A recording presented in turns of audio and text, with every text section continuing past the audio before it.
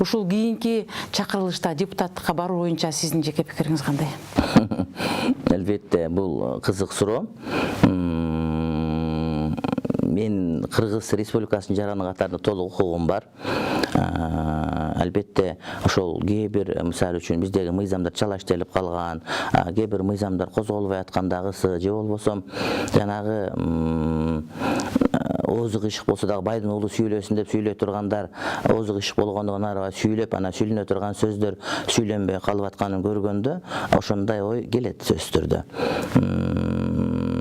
Бирок азырынча толук чечим кабыл алган жерим жок. Бирок эгерде шарттар туура келип калса эмне үчүн болбосун деген суроо.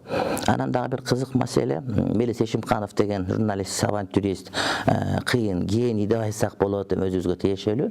Ошол бир убакта ошол жанагы мен кийинки президент мен болом деп Акаевдин убагында интервью берип, анан ошондон кийин мындай бир иштерин оңдоп алгандыгын билебиз да, гезит кайрадан чыгып баштап башка болуп.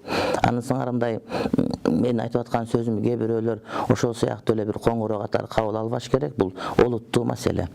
Олуттуу маселе экендиги кээ бир адамдар аралашпаш керек. Булар диний адамдар деген менен биз диний адам болуп эсептелебиз эгерде диний кызматта иштеп аткан болсок. Ал эми диний кызматта эмес болгон учурда биз кадимки эле Кыргыз Республиканын жараныбыз, толук түрдө укугубуз бар. Депутат болгонго, башкасы болгонго деле эч кандай бизге мыйзам мындай бир тушообузду мындай бир байлап койбойт деп айтсам туура болот.